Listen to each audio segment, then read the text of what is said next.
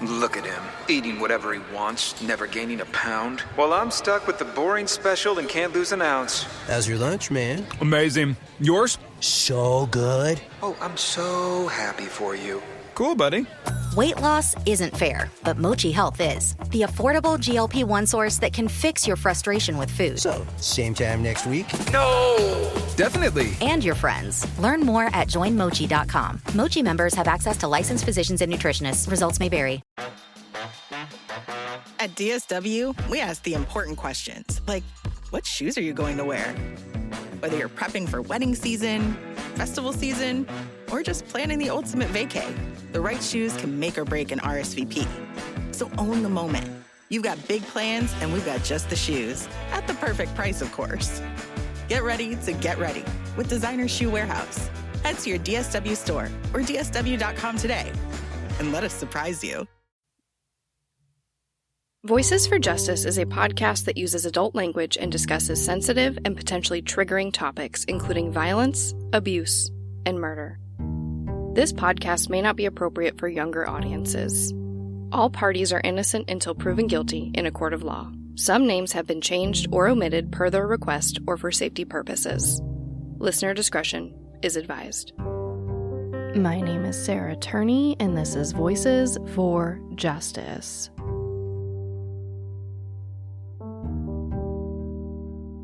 This episode is the third and final installment of my coverage of the 1991 yogurt shop murders in Austin, Texas. If you haven't listened to the first two parts of this series, I definitely recommend going back and listening to those first, or else this episode won't make any sense. As a quick refresher, in part 1, I went over the background of murder victims Jennifer and Sarah Harbison, Eliza Thomas, and Amy Ayers, and I walked through the timeline of events leading up to their deaths. In part 2, I discussed the first 8 years of the investigation, including incredibly devoted detective John Jones and Hector Polanco, aka El Diablo, who would later become notorious for obtaining false confessions. I also went over a few suspects and loose ends that haven't been tied up yet. And I ended with the spotlight on 4 old suspects that were cleared twice before investigators decided to take another look. These suspects were 16-year-old Maurice Pierce, 15-year-old Forrest Wellborn, and Michael Scott and Robert Springsteen, who were both 17 years old. Let's start with some background on these 4 guys. Starting with Maurice Pierce, who the investigators did believe was the ringleader. Maurice was born in Houston, Texas, and had 3 sisters who he was pretty close to. Their parents would eventually divorce, and by the age of 12, Maurice would start doing drugs and getting into more trouble. Out of all of the 4 boys, Maurice was the only one with a pretty serious police record. He'd been in trouble in the past for basically stealing cars, one of which was a man who just left his keys in the ignition, Maurice saw it, and took it for a joyride. The other was when he stole his dad's car and took it to Houston. He was also suspended from school for fighting, and he's been in trouble for stealing fire extinguishers, trespassing, and assault. Out of this group of 4 boys, Maurice appears to have been the closest to Forrest Wellborn. Growing up, Forrest moved around between his parents and his step-parents a lot. He was often described as quiet and kind of withdrawn. His teachers would talk about how he wouldn't really pay attention in class and would mostly just sit there and draw. Rob Springsteen would describe him as more of a follower, specifically doing whatever Maurice told him to do. Forrest didn't have an extensive police record, but he was arrested once for being with a group of kids who were stealing beer. He was actually just sitting in the car and the police came and arrested him. Robert Springsteen had actually just moved to Austin a few months before the murders. His parents were divorced and he wasn't getting along with his new stepfather in West Virginia. So he asked his dad if he could come live with him and his girlfriend in one of their 2 condos. Rob did have some issues at school. Teachers said that he quickly wore out his welcome and would kind of wear these obnoxious outfits for attention. He also had a pretty nasty attitude, was unapologetic, and missed a lot of school. So eventually he was transferred to an alternative school, but his father was hoping that, with this fresh start in Austin, it would help him turn things around. So, Rob was enrolled at McCallum High School, where Sarah, Eliza, and Jennifer attended, and his dad just kind of hoped for the best. Rob joined the football team, but he quit pretty quickly after that when he apparently didn't see eye to eye with the coach. And pretty soon, Rob would pull a knife on a classmate at a McDonald's. The school did give Rob another chance, but he eventually would be sent to an alternative school. After this, he pretty much just stopped going to school altogether. When the Austin PD spoke with him in 1991 about the yogurt shop murders, one of the cops asked him how long it had been since he'd been to school. And Rob responded, quote, "A week? 2 weeks? I don't know. Probably at least a month. Maybe a month and a half or 2 months. Because they sent me there, and that's when I quit. I was like, screw this." End quote. Rob's best friend and roommate was Michael Scott. Mike was born in Micronesia and moved around a lot. His parents were divorced, and his mother had some pretty intense emotional issues that made things difficult for him at home. He wasn't great at school because he did have severe dyslexia that affected him a lot. But he did enjoy some extracurricular activities like football, drama, and playing the viola. Mike was also in the Boy Scouts and achieved Life Scout at age 16. Now, I actually used to work with kids in foster care, and at one point I pretty much had to become a Boy Scout leader, and I can tell you that Life Scout is not easy to obtain. It's the second highest rank in the program. It takes a crazy amount of hours and dedication to get to that rank. When Mike did eventually quit football and drama and playing the viola, the only real activity that he kept up with was his Explorer Scouts group. This group was specifically dedicated to the study of the dress and culture of pre-1840 Native Americans. After Mike had to repeat his sophomore year, he basically just stopped going to classes just like Rob, but this Explorer group would be the only thing that he kept up with. In November of 1991, Mike moved in with Rob Springsteen and his family. Rob's dad wasn't too thrilled about this, but after Rob said that Mike was having problems at home and promised everything would be fine, he gave in. Like I mentioned before, they would barely go to school, and they spent a lot of time drinking, smoking weed, doing mushrooms, and dropping acid. I can't say for sure, but I have a feeling that these two boys in particular were not really being supervised. In fact, one interesting thing to note here is that Rob's dad would actually report Rob and Mike missing to the police on the day of the murders. He would tell police that he hadn't seen either of them for about 2 days. But later in court, he would testify that he never made that call. When Rob was questioned about this later, he would say that he was probably gone for a few days, but he definitely was not missing. None of these 4 boys were perfect. They often looked for trouble, and they found it. They were what the Austin PD would consider to be PIBs, which, as a refresher, is an acronym for Person in Black. Basically, someone who looked alternative. They were the opposite of what Jennifer, Sarah, Eliza, and Amy were. It was basically 4 bad boys versus 4 good girls. This episode of Voices for Justice is brought to you by Quince. I've been trying to be more intentional about what I wear each day. I'm leaning into pieces that feel effortless, comfortable, and still put together, and Quince has been my go-to. The fabrics feel elevated, the fits are flattering, and everything just works without overthinking it. They use premium materials like 100% European linen, organic cotton, and ultra-soft denim. And the best part? Everything is priced 50 to 80% less than similar brands. They work directly with ethical factories and cut out the middlemen, so you're paying for quality and craftsmanship, not brand markup. I recently just ordered their tiered linen dress, of course in black. I wanted to pair it with one of my favorite pairs of brown wedges. The problem was, I didn't have a brown purse. So I got that from Quince too. It's one of my favorite outfits. It's easy, effortless, and feels amazing, especially as we're getting a little bit warmer here in Phoenix. Refresh your everyday with luxury you'll actually use. Head to quince.com/justice for free shipping on your order and 365-day returns. Now available in Canada too. That's QUINCE.com/justice for free shipping and 365-day returns. Quince.com/justice. This episode of Voices for Justice is sponsored by Chewy. If you have pets, you probably know about Chewy, and you also know that when they say that they have everything you need to keep your pet happy and healthy, they're not messing around. To keep them happy, Chewy has over 100,000 products from all the brands my pets love at prices I love. To keep them healthy, Chewy offers pet prescriptions, pet insurance, telehealth vet visits, and they're even rolling out vet clinics across the country. I've been shopping with them for a very long time. And in addition to the auto-ship feature that gets the dog's food to them every single month, I also love to experiment with different treats. But I'm a bit picky. For me, it has to be high quality with simple ingredients. I recently picked up treats from Shepherd Boy Farms that are 100% just chicken breast. Popcorn and Heber are already obsessed. Chewy has everything you need to keep your pet happy and healthy. And right now, you can save $20 on your first order and get free shipping by going to chewpanions.chewy.com/Sarah E. Turney. That's chewpanions.chewy.com/Sarah E. Turney to save $20 on your first order with free shipping. chewpanions.chewy.com/Sarah E. Turney. Minimum purchase required. New customers only. Terms and conditions apply. See site for complete details.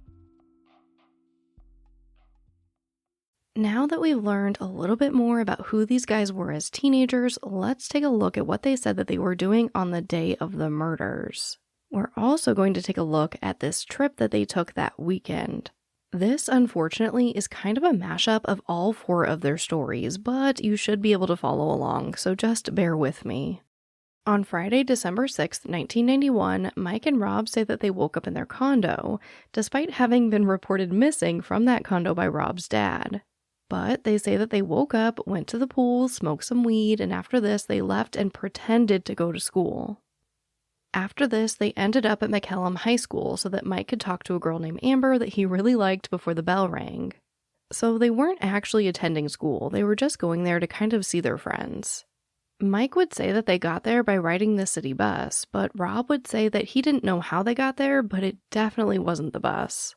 By 2:30, Rob, Mike, Maurice, and Forrest all met up at a local bowling alley, though some of the boys didn't remember even going there at all. From there, they all went to North Cross Mall in Maurice's car. Despite Maurice having a pretty strict rule about not leaving any trash in his car or getting it dirty pretty much in any way at all, they ended up sharing a 12-pack of beer on the way, and by the time they got to the mall, they said that they were pretty buzzed. When they got to the mall, they kind of just walked around looking for trouble like they always did and eventually ended up hanging out in the food court. Here, they would see a ton of their friends because it was a Friday, it was the mall, it was the holiday season, and everyone was there. When it started to get dark outside, they knew that this was the time that the girls in their Hooters uniforms would start going in for their shifts. So the boys literally post up outside waiting to watch them walk in. Not long after this, Maurice and Forrest leave to go to Maurice's sister Renee's house because he promised to watch her kids. Mike and Rob stay behind at the mall and they wait for the Rocky Horror Picture Show to start at midnight. Rob snuck into the show, but according to Mike, he wasn't able to get in, so Mike just waited in the lobby for Rob.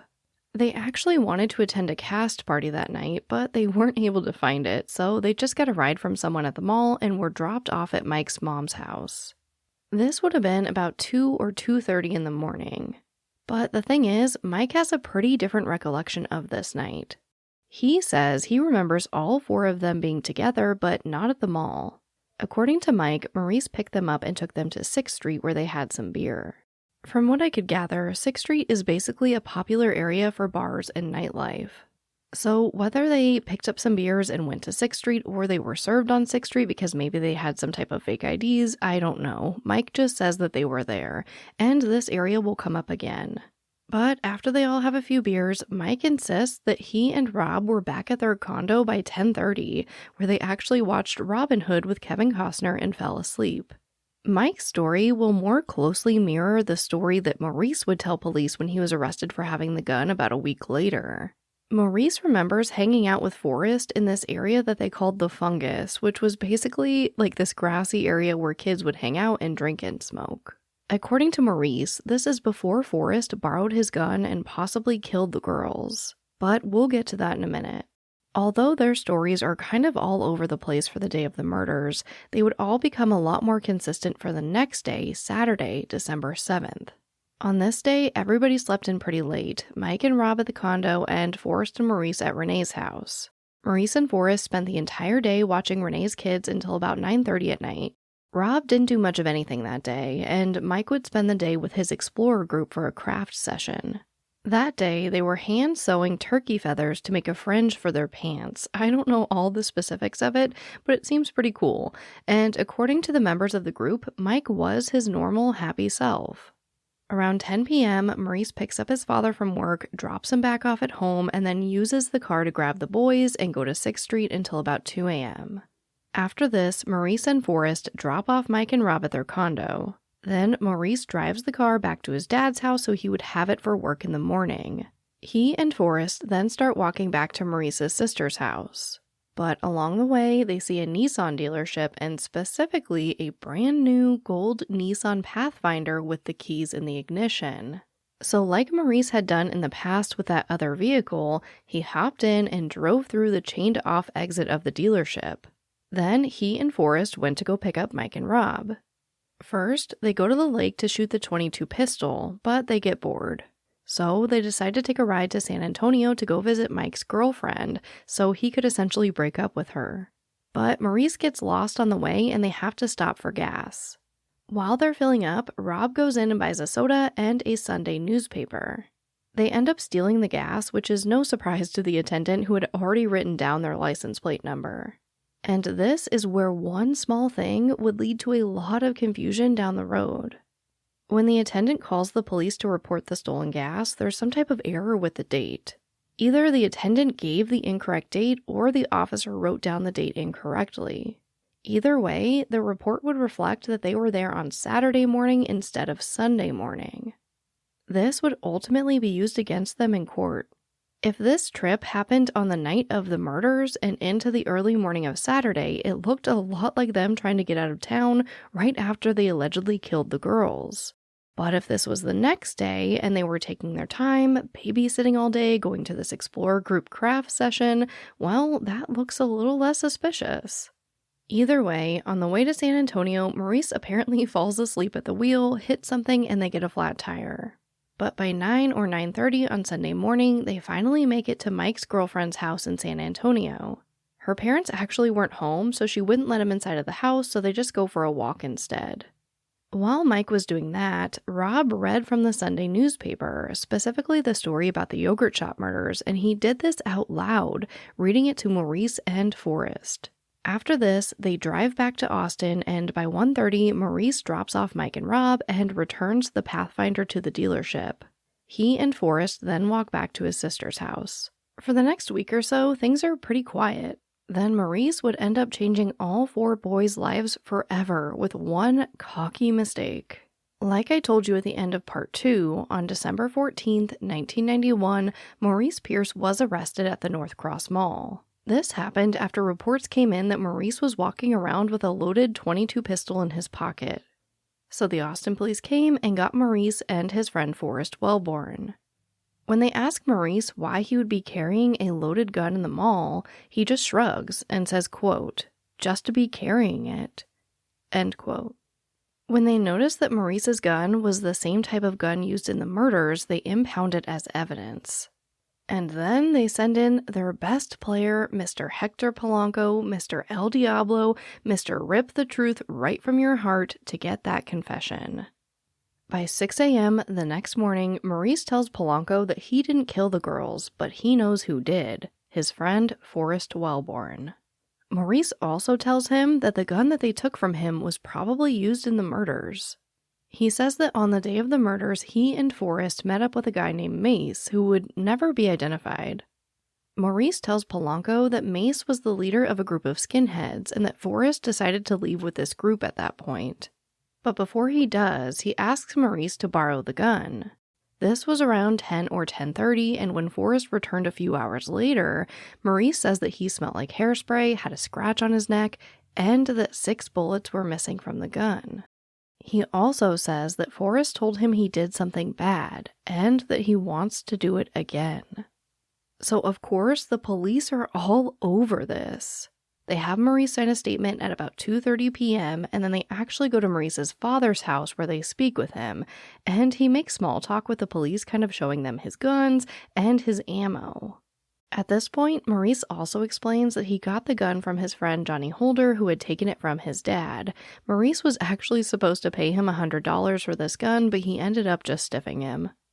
Then Maurice takes the police to the fungus, where he says another .22 pistol is hidden. Maurice describes this gun as kind of a communal gun, where I guess a bunch of people would grab it and use it and return it to its hiding spot when they were done with it. But ultimately, Maurice is not able to produce this second gun. After this, they ask Maurice and his father if they could put a wire on Maurice. They were of course hoping that they could get a confession from Forrest. And they agree. Maurice gets wired up and they head over to Forrest's house, but Forrest isn't home. So after going to the neighbor's house and trying to figure out where Forrest is, they decide that Maurice is just going to drive around and look for him. As Maurice is driving around, the police are following him, and after about 2 hours of just driving around, Maurice finally sees Forrest and tells him to get in the car. Maurice then pulls into a parking lot where they would hang out all the time to talk to Forrest. The first thing he asks him is about his hair, which had apparently been cut off. Forrest tells Maurice that his dad actually made him cut off his hair in hopes of hiding his identity. At this point, Maurice just gets right into it and asks Forrest about Friday night. But Forrest is a little confused, so they kind of go round and round for a few minutes until Maurice finally says, "You wanted to use the gun, you said you did something bad, you killed the girls." And Forrest is like, "Hey man, I was just joking, I didn't kill anyone." At this point, Maurice starts getting angry, and Forrest starts getting super confused about why Maurice is so angry. And Maurice just breaks down in tears, telling Forrest, quote, "You know I ain't got the guts to kill them girls," end quote. Then they start talking about and eventually arguing over who is more scared. Eventually, this whole thing ends. Maurice gets back in the car, and the cops consider this thing to be a complete waste of time, even Mr. El Diablo. It was clear to everyone involved that Forrest had no idea what Maurice was talking about. On top of this, when they tested the gun, it wouldn't be a match for either gun used in the murders.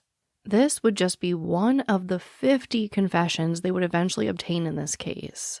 So they crossed the boys off their list of suspects and confessions. John Jones would later discuss this whole endeavor with the Chronicle, stating, quote, "My story is, if Hector couldn't get Pierce to confess, then he didn't do it. And Forrest couldn't organize a 2-car parade," end quote. Maurice's story about Forrest murdering the girls would be revisited again in a few years and again cleared. But in 1997, when one of the countless new task forces for this case was assembled, Maurice gets a call from our newest lead detective, Paul Johnson. Johnson has decided that after 2 reviews, this lead was maybe not investigated properly. By this time, the boys are all in their 20s, some have moved, some have stayed around the same area, but all have moved on with their lives, and none of them were really friends anymore. Maurice was married with a daughter, Forrest was also now a father and working in a car repair shop.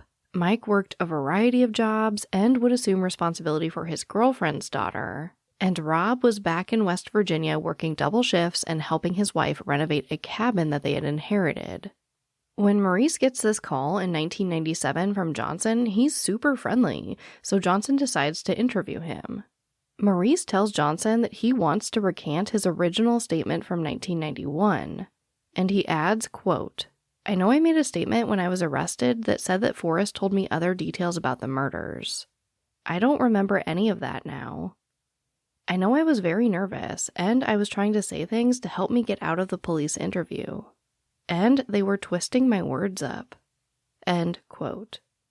Johnson then tries to track down Forrest, who was actually on the run for some unpaid traffic tickets. But he does eventually catch up with him, and Forrest says that he doesn't remember anything. He does say that he probably was at North Cross Mall that night with his friends, but that's only because they would usually do that on a Friday night anyway, but he couldn't say for sure. Forrest also offered to take a polygraph test, and he passed. Johnson would say that he believed Forrest, and that he appeared to be helpful. Johnson then moved on to Rob and Mike, but these conversations didn't really give him anything. In February of 1998, Johnson spoke to Rob, Mike, and Maurice again, but it yielded the same results. Again, nothing. By March of 1998, the task force was disassembled, and Johnson was sent back to working the streets. A spokesperson for the task force would praise them for clearing up more leads and making the case more manageable for the next person, but ultimately, it was just another failure. Like I mentioned in part 2, Paul Johnson was just as obsessed with this case as John Jones was, so he could just not let it go. In September of 1998, he orders another test of Maurice's 22, and it again comes back negative. It definitely was not used in the yogurt shop murders. At this point, Johnson shifts his focus from the gun to the fire itself. By this time, the original arson investigator Melvin Stahl is retired. So Johnson asks Marshal Littleton to take a look at the case. Littleton was formerly an APD officer, but he was now an ATF San Antonio fire investigator. Johnson had a specific question for Littleton. He wanted to know if the fire in the yogurt shop could be modeled or recreated using computer software. Littleton tells Johnson it's possible, but it isn't the best idea because it could, quote, eliminate a possible suspect, end quote. Determined to not let this go, Johnson asks Maurice if he would be willing to do hypnotherapy in hopes of clearing up his memory.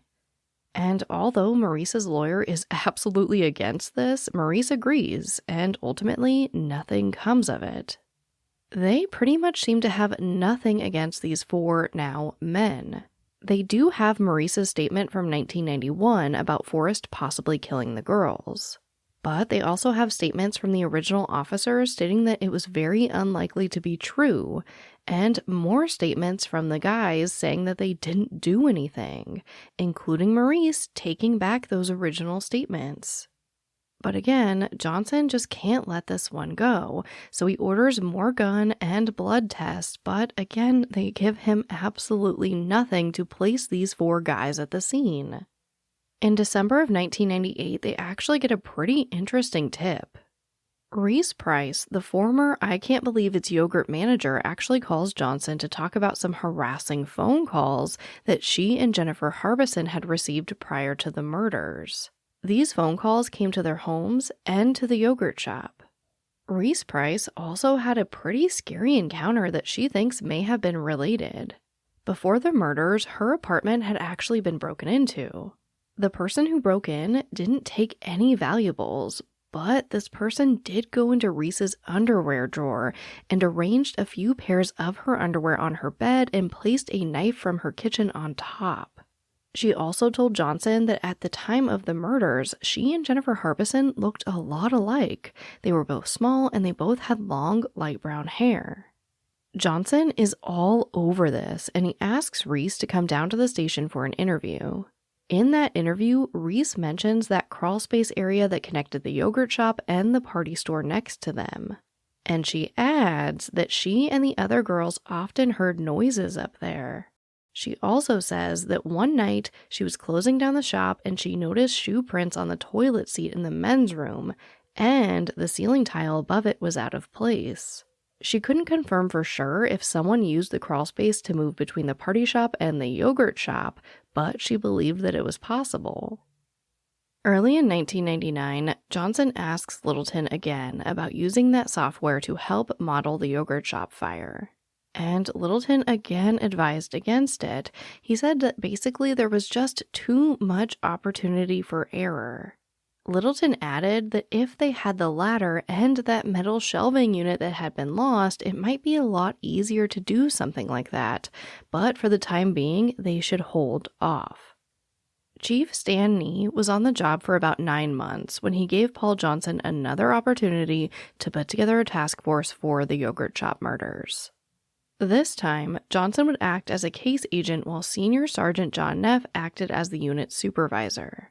There were also 6 cold case detectives assigned to the unit.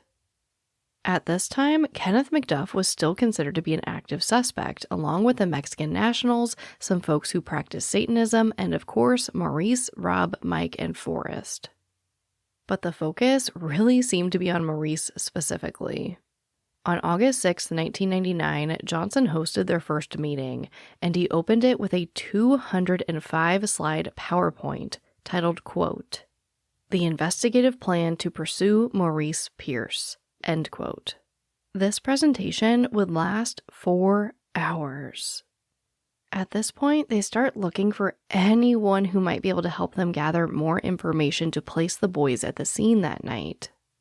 So, Detectives Hardesty and Laura go back to Rob's girlfriend of a few weeks around the time of the murder named Kelly Hanna. By this time, Kelly had a few kids, and she was in her last trimester with another. She had pretty much all but forgotten about her boyfriend of just a few weeks when she was a teenager, so needless to say, she didn't really remember much. They press her for information for hours. Eventually, they tell her that they were being told that she was in that Pathfinder with them after the murders.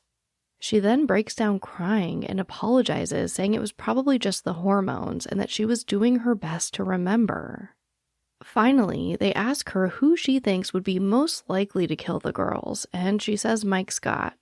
After they finally let her go, the two detectives would briefly discuss if they were perhaps too hard on her. Hardesty says, quote, "I think she's holding back on something, but I don't know what," end quote. Laura then says that he hates to be too tough on her, and Hardesty chimes in saying, quote, "If she fucking starts bleeding in here, that's our ass," end quote. And Laura says that he's turning off the recording device. Laura would maintain that they weren't too rough on her, that she was simply upset because she realized that her ex-boyfriend was a cold, hard murderer. Investigators then interview Forrest again, who gives them nothing new or helpful. But their next interview yielded much better results. Insurance isn't one size fits all. That's why customers have enjoyed Progressive's Name Your Price tool for years now. With the Name Your Price tool, you tell them what you want to pay, and they'll show you options that fit your budget. So whether you're picking out your first policy or just looking for something that works better for you and your family, they make it easy to see your options. Visit Progressive.com. Find a rate that works for you with the Name Your Price tool. Progressive Casualty Insurance Company and Affiliates. Price and coverage match limited by state law. What they did to your family, you're lucky to make it out alive. Streaming on Peacock. These men are going to come after me. Taking them out is my only chance. Put a bullet in her head. From the co-creator of Ozark. Looks like a family was running drugs. Execution-style killing, it's rare for the keys. Any leads on who they might have been running for? The cartel killed my family. I'm gonna kill them. All of them. MIA. Streaming now. Only on Peacock. On Thursday, September 9th at 9:15 a.m., Mike Scott was officially interrogated by investigators. Mike tells investigators that him and Rob aren't friends anymore because Rob had actually stolen a pair of Metallica tickets from him. Mike also tells police that he believes that Maurice had gotten the .22 pistol off of some kids that were selling him drugs. But he also says that he hopes he's not lying to them. At the beginning of his interrogation, Mike would tell investigators that he didn't know anything. But by 7:04 p.m., he would call his wife Janine to say, quote, "Dear, I know more about the case than I thought I knew," end quote. John Jones would later discuss his theory about the way that the investigation was being handled at this point. He states that Johnson's team was relying on the pyramid theory of investigation. He describes this by saying that you start with a confession and build everything in the case around that confession. And if the evidence doesn't support that confession, well, you figure out a way to make it support it. Let's dig deeper into Mike's interrogation with the police. Throughout Mike's interrogation, he would go from apologizing about his terrible memory, but insisting he knew nothing and certainly wasn't involved, to thinking that maybe he was. That maybe Maurice didn't pick him up in the Pathfinder on Saturday night, but maybe it was Friday because that's when the murders happened. Throughout this entire time, Mike repeats time and time again that he could just be making all of this up and that he doesn't really remember. At a certain point, he becomes agitated and the police tell him that he's free to go, but instead of leaving, he just takes a break to smoke a cigarette. On this break, he was talking to one of the detectives, and he tells him, "If I knew who killed the girls, I would happily tell you because I think what happened to them is wrong." Pretty quickly, when Mike gets back into the room, things heat up, and detectives tell him that they know that he did it, and if he doesn't tell them right now, they can guarantee that he will get the death penalty. but if he confesses, they can help him out. About 3 hours into the interview, Mike agrees to take a polygraph test, and the operator does come into the room. He sets up the machine, and he asks Mike some questions, but for whatever reason, the actual test was never performed. When they ask Mike how much money was taken from the register, which remember was over $500, Mike says maybe $12, maybe $14. But by 1:43 p.m., it appears that Mike's memory is just somehow coming back to him. He says that on the day of the murders, they all went in and bought yogurt, and that Maurice and Forrest were casing the place, but he wasn't. They would all drive back to the shop later where he saw that the back metal door was open. Maurice and Forrest went in while Mike stayed in the car. Mike hears no gunshots and only remembers Maurice and Forrest running back into the car and telling him to drive. A few more hours go by and Mike takes another break. After this break, the police say, hey, it's pretty hard to believe that if the back door was open, you didn't hear a single gunshot. And Mike says, oh, well, maybe I did hear gunshots. A few more hours go by, and Mike says maybe he was more involved with the murders than he remembers. So the police jump on this, and they start asking for specifics, like what were the girls tied up with? And at first, Mike says it was Venetian blind cords. The police say, nope, try again, and then he says napkins? Wrong again. And Mike asks them, maybe it was an electrical cord? At this point, he's not telling them these things, he's asking them these things. He continues to tell investigators that he's not sure if it's real or not, but he can see it all playing out in his head. Rob made him shoot one of the girls, saying that if he didn't, he would be shot himself. So Mike starts crying and shoots one of the girls. He also states that the fire was started by them placing napkins and foam cups on the girls' bodies, and they used a lighter to start it. He again reiterates to police that he doesn't remember any of this, he's just seeing it in his head. At 5:35 p.m., he does ask for a lawyer, and he says that he wants to go home, but the investigators tell him maybe it's just time for another break, and if after the break you still want a lawyer, that's no problem. So Mike takes this break, and when he gets back, he's like, yeah, I think I should probably get a lawyer. And the police are like, no problem, you can totally do that, but would you be willing to talk to just one more person first? And Mike agrees. This is when we meet Robert Merrill. Merrill had been on the force for 19 years and worked with none other than Mr. Hector Polanco. And like El Diablo himself, he gets a confession. Mike does essentially repeat his entire story again, but they develop it a bit more. They get more specific. Around 10 p.m., Mike insists that he should probably go home since it's been like 13 hours at this point. The investigators are like, fine, no problem, but can you come back in the morning? And Mike agrees.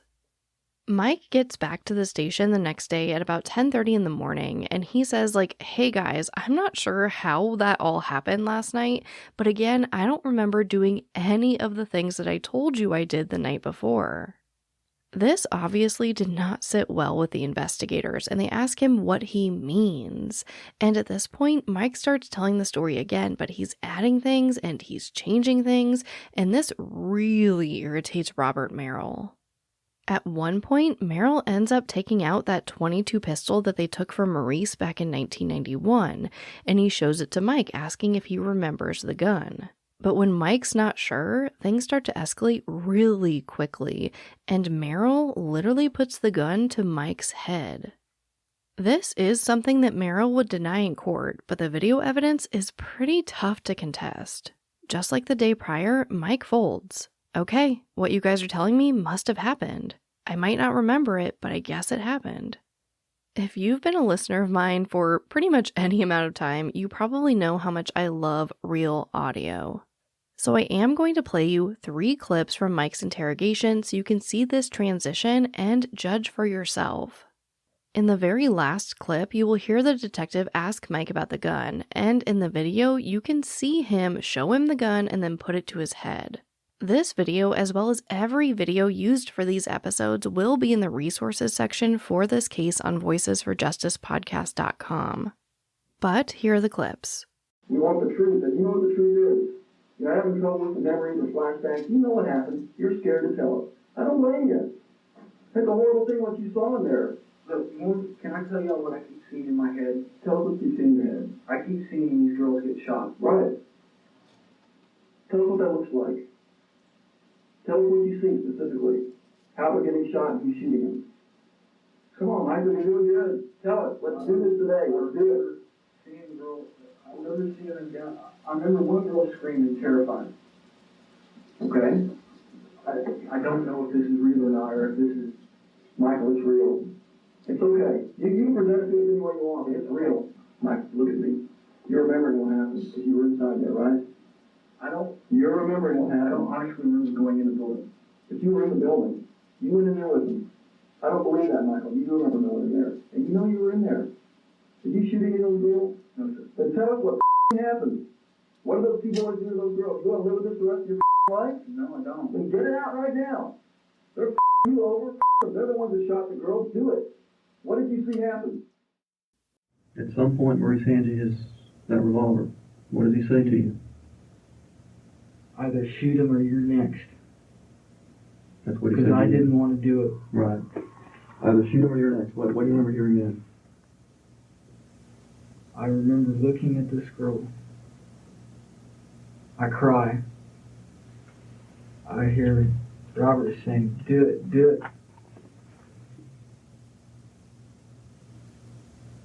I hear the gun go off.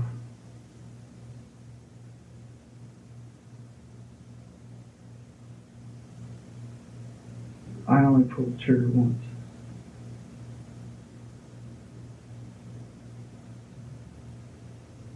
I turn around. Here's your stupid gun. What happens next, Mike? That brought back some memories, didn't it? I remember looking at the gun. You ever seen that gun before? I'm not positive. Does that look like a gun you've seen before? It looks like a gun I've seen before, but I'm not positive. Is that the gun you shot somebody with, Mike? I don't. Is that the gun you walked up behind somebody with and shot in the head? Is that the one? Talk to me, Mike. Yes, sir. You did that, didn't you? Yes, sir. We've just opened some more doors, haven't we, Mike? Not really. You sure? Yes, sir. After speaking with Mike, they bring in Rob Springsteen, who, like Mike, started off proclaiming his innocence, but by the end, he does give a confession. For Rob, I was only able to salvage one clip where he tells the investigators that he's innocent. The problem is, we got to get to our options. I cannot give you any more truth than I've already given. Where do we go from here? Why can't you? Because you're going to dig yourself into that thing? Well, you're already there. You've already dug the hole. The hole's there.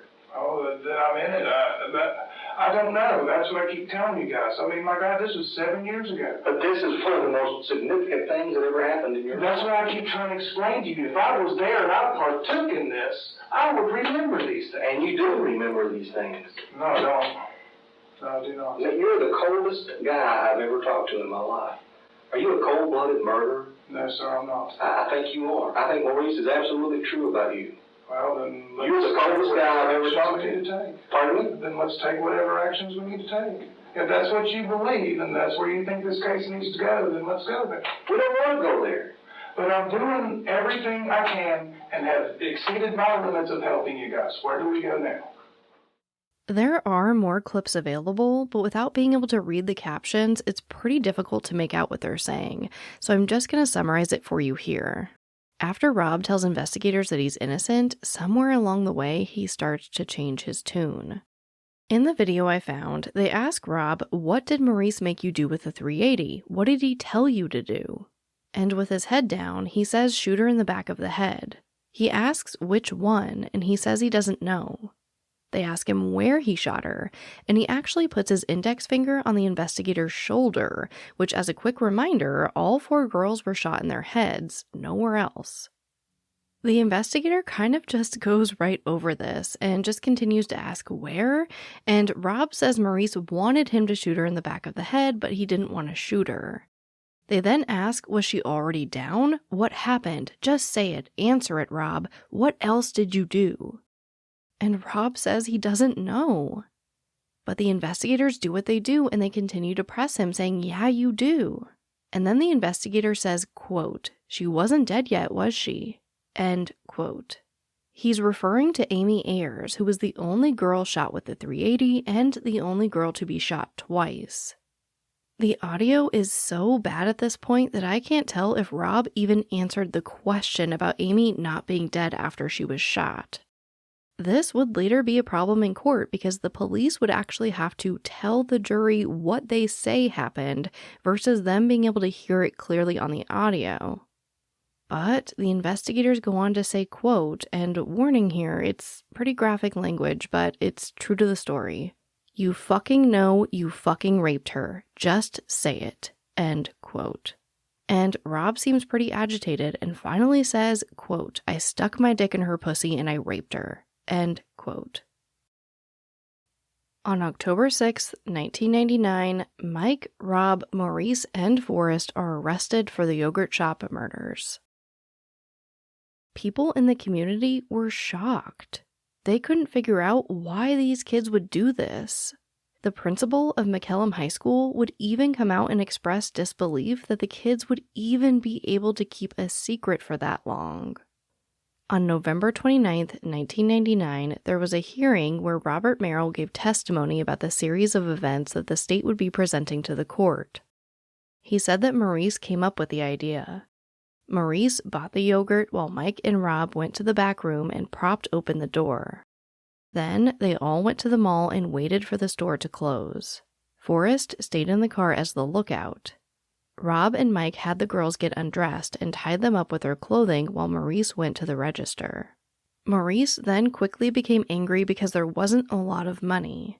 He asked the girl wearing a yogurt shop polo where the rest of the money was, and she told him that that was it, so he shot her. He then asked the other girl in the yogurt shop polo the same question, and she gave him the same response, so he killed her too.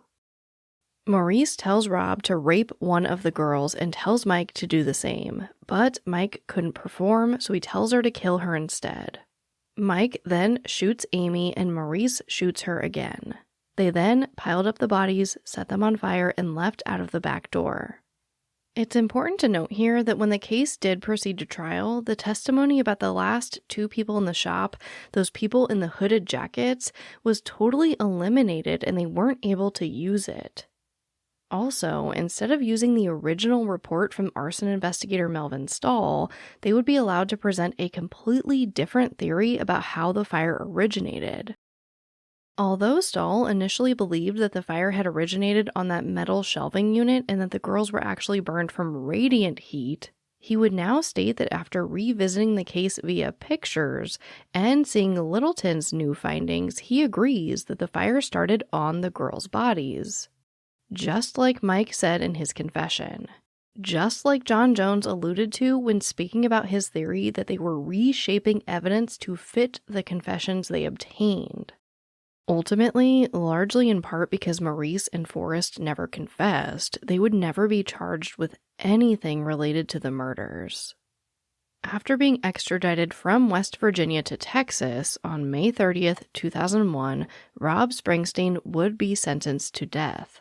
But because he was a minor at the time of the murders, that would be changed to life in prison. On September 22, 2002, Michael Scott was sentenced to life in prison after the jury couldn't unanimously agree on giving him a death sentence. In 2006, Rob's conviction was overturned by the Texas Court of Criminal Appeals when they ruled that Mike Scott's confession had been used inappropriately against him, and that it was in violation of his Sixth Amendment right to cross-examine witnesses. About a year later, on June 6, 2007, the same court would overturn Mike Scott's conviction, citing the same reasoning. This didn't mean that Mike and Rob were off scot-free, though. The cases were being prepared for a retrial. During this time, the defense lawyers asked for the DNA found on the girls to be retested, because at this point it had been over 15 years since the initial testing, and as you all probably know, there were a lot of advances in DNA during that time. The test determined that the DNA found on Amy Ayers and Jennifer Harbison belonged to one man. The DNA found on the clothing used to tie up Eliza belonged to another man, And the other set of DNA from Jennifer Harbison came from a third man, most likely her boyfriend. But ultimately, they determined that none of the DNA matched Mike, Rob, Maurice, or Forrest. It would take another few years, but by the end of 2009, all charges against Mike and Rob were dropped. Unfortunately, because their cases were essentially voided versus them being deemed innocent, they wouldn't be eligible for compensation offered to those that are wrongfully convicted in the state of Texas. Rob would file a few lawsuits trying to fight this, but he wouldn't receive anything for the time he served. As more officials in the Austin Police Department were assigned to the case, what happened to Amy, Jennifer, Sarah, and Eliza would continue to evolve. Maybe they weren't all bound. They appeared to have been face down when they were shot. Jennifer's body was in an unnatural position. Perhaps it shifted that way as items from the metal shelving unit fell on her. And some more graphic items that I'm just uncomfortable getting into and don't find particularly important to the case. The parents of the girls were obviously devastated and upset by the convictions and eventual reversals. And who would blame them? The absolute horror that would be sitting through hearing such graphic details about the way that your child died to only have it be pretty much for nothing had to have been just unimaginable. And despite Maurice and Forrest never being convicted and Mike and Rob being released, Barbara Harbison still believes that they are the true perpetrators in this case. I believe that the people that they arrested are the right people, even though they're out, they're not in jail, that we will be blessed with an answer. And it may not even come until I'm gone. But like I said, it won't affect me either way because my children are gone and they're not coming back to me. I have memories of them and that's what I hang on to. So what do you want people to know about Barbara today? That I'm well. You know, that God's blessed me and He's given me 7 grandchildren and I'm good. I'm really, really good. Jennifer and Sarah are always with me and I think that I've made the best of the worst situation. I think. You know, I may be wrong, but I think I've made the best of the worst situation. Like I mentioned way back in the beginning of part 1, I truly believe that there is hope in this case. And that isn't just because I am endlessly hopeful for these cases, which I absolutely am, but it's also because in 2017, the Austin Police Department entered that single strand of DNA gathered from Amy Ayer's body into a database. And they found a match. Zootopia 2 has come home to Disney+. Let's go! Get ready for a new case. We're gonna crack this case and prove we're the greatest partners of all time! New friends. You are... Gary the Snake. And your last name? The Snake. Dream Team. Hit new habitats. Zootopia has a secret reptile population. You can watch the record-breaking phenomenon at home. You're clearly working at Zootopia 2. Now available on Disney Plus, rated PG.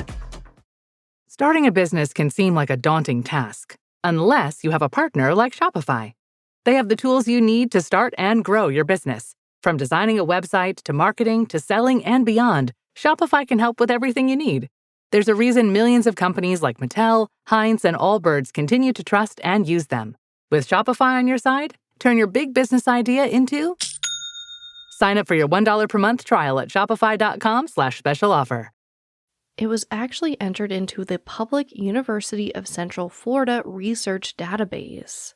This is a YSTR strand, which is male only, and it'll only tell you basically the lineage of that male, so it'll come up with a ton of fathers, uncles, cousins, and whatnot. But it's something huge that they've never had in this case before that could help them solve it. But the problem is, the FBI is refusing to release the familial lineage to the Austin PD to further investigate. The FBI states that this is for privacy reasons. It's a private database where donors are promised to remain anonymous. Further, federal law prevents these samples from being traced to individuals. But, like I said, I still think that there is hope. The Austin PD is fighting for this DNA, and so are the families. I don't know much about overturning federal laws like this, so if you do, definitely let me know on social media because I would love to know what the chances are of getting that overturned. But in addition, I think that it's great because you never know when they'll get another match in another database. If they matched once, it's possible that they'll match again. And the families aren't giving up just yet. A few years ago, Amy Ayer's parents told reporters that as long as they are still alive, they would still fight for Amy and the girls. The closest thing that families have gotten to justice at this point is their lawsuit against Bryce Foods, the company that owned the I Can't Believe It's yogurt shop chain. They were awarded $12 million, but I'm sure each and every one of them would trade that money in for answers about their children. Which brings me to our call to action. In my research for this case, I was actually able to find a call to action directly from one of the families. This comes from Amy's brother Sean and his wife. You know, we're a family that doesn't give up, and we will continue to annoy, irritate, call, text, email the DA's office, the police station, till something happens. And we would like the public, if they know any information, if you don't think it's worth anything, just call. And you can call the Austin Cold Case, homicide unit. His name is Ron Lara. You can call him and tell him what you know, even if you think it's nothing. We are still interviewing people. We still get tips on this case. And I think that's a good, important thing to remember that, with a case like this, we believe there's someone out there who could know something that could be helpful and could be helpful to this investigation. Like I said before, I really do think that there is a lot of hope in this case. And there's also a lot of loose ends, even today. Who was this crazy person that was harassing Jennifer Harbison and the yogurt shop manager? Could Kenneth McDuff have been involved, or maybe the Mexican Nationals? Also, what about the owner of the party store, Mr. Jorge Barney, the guy who was on the other side of the wall when the shots were fired, the guy who had access to the crawl space that connects the stores? Remember, manager Reese Price said that she saw male footprints on the toilet and the tile above it moved.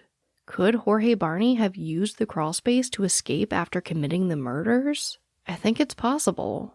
It's also possible, though in my opinion pretty improbable, that one or more of the four boys were involved in the murders as well.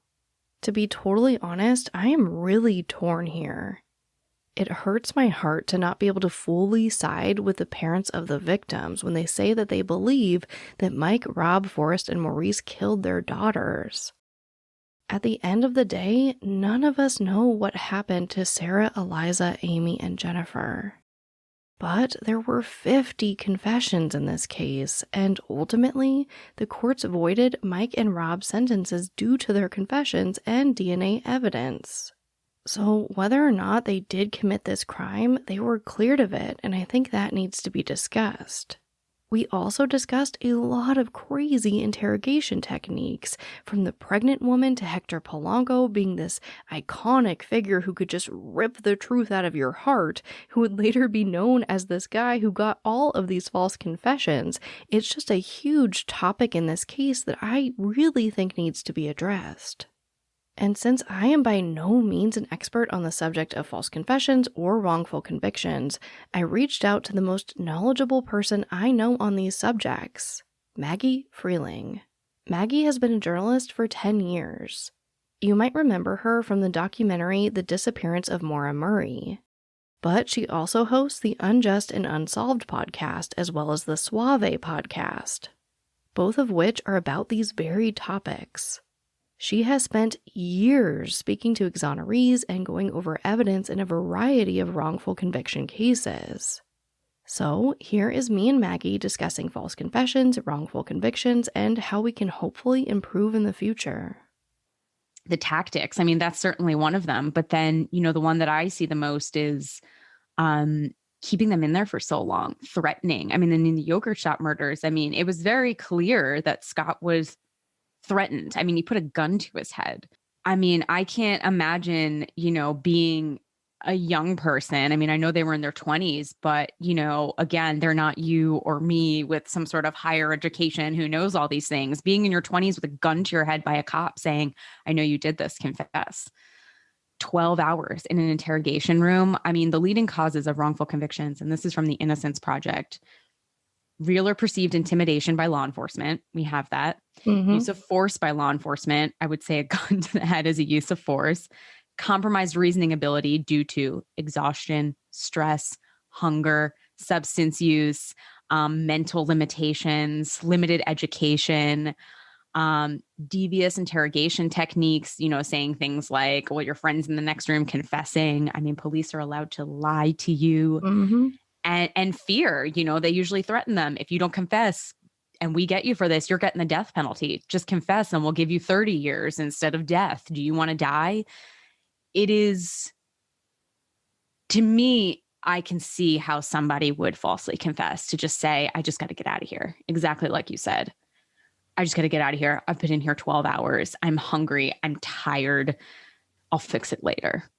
Oh, absolutely. Well, and honestly, like Michael Scott's confession is so sad, and it's over multiple days. You know what I mean? They're like, come back the next day. Like it's so intense and so insane to me, and it's just tragic because he says multiple times, I don't remember any of this. You know what I mean? He comes back the next day and he says, I think I might have lied to you guys. Like, I don't know what happened in my head. I don't remember any of this. I'm not sure that I did it. And they're like, no, you did it. This is real.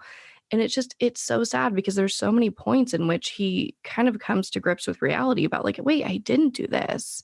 And just, again, he repeats it again. I don't know if this is real or not. I don't know if this is real or not. And, one question I wanted to ask you is, how does something like this even make it to court?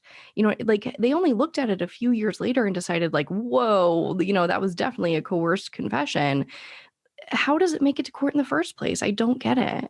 Because police are allowed to do these things. There's nothing that says that they can't. So that's the problem. The problem is that it is so easy to convict because this is allowed. I mean, unless there was something like clearly egregious, which I do think the gun to the head was. But I mean, unless it's like so obvious that they're beating him and, something like that. I mean, unfortunately, at least back in the 90s, again, I hope we have different standards today.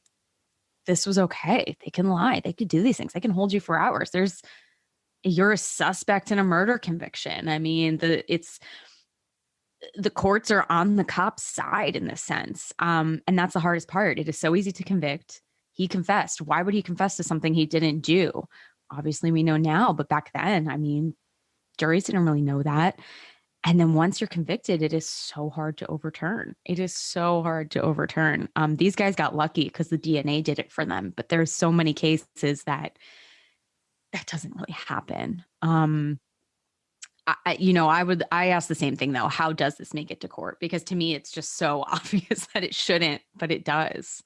So one of the things I did want to ask you is, how can we prevent this in the future? How can we be better at this and not have this happen all the time?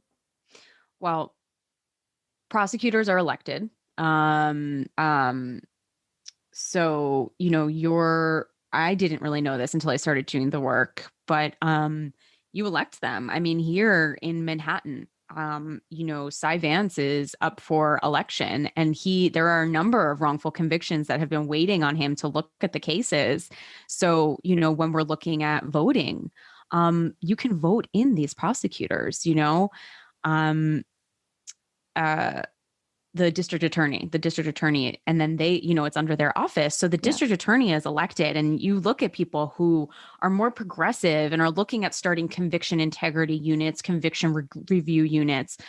Absolutely look at your local county and see, who is up for election. We're entering an election season right now. So that is the first way to start this, is by electing people who want to make change and want conviction review units and want to first undo the wrong that's been done and then prevent it from happening. Enact legislation to make sure that there has to be recordings, to make sure that, police can't, put forward false evidence to get somebody to confess. These are all things that we can change with voting. If you've made it this far, thank you for listening to this series. Although this is 3 episodes long, there is so much more that I didn't include here for time's sake. So if you are interested in learning more about this case, I definitely have to recommend reading Who Killed These Girls by Beverly Lowry, which is where I got a ton of information for this series. I also have to extend a huge thank you to Maggie Freeling for coming on the show to lend her expertise. Please go subscribe to her podcast Suave and Unjust and Unsolved. She is doing amazing things in the space, and I hope you will all take a moment to support her in that. And if you did not get enough of Maggie Freeling in this episode, because you can literally never have enough of Maggie Freeling, our full interview and video will be available over on the Voices for Justice Patreon. Which, if you haven't seen, I do put out bonus minisodes every single month, and we do cool things like Netflix watch parties, and this starts at just $5 a month. It's a great way to get some bonus content and support the show. Right now, I'm actually trying to save up for a billboard for one of our cases. So if you want to be a part of that, visit patreon.com/voicesforjustice. I will also have it linked in the show notes. But this would not be Voices for Justice without ending on our call to action and our victims. So although you heard it directly from the family of Amy Ayers, please don't forget to take a moment and share this story. We just saw a huge break in the Kristen Smart case from 1996 this month. There's absolutely no reason we shouldn't have the same hope for Jennifer, Sarah, Eliza, and Amy. But as always, thank you, I love you, and I'll talk to you next time.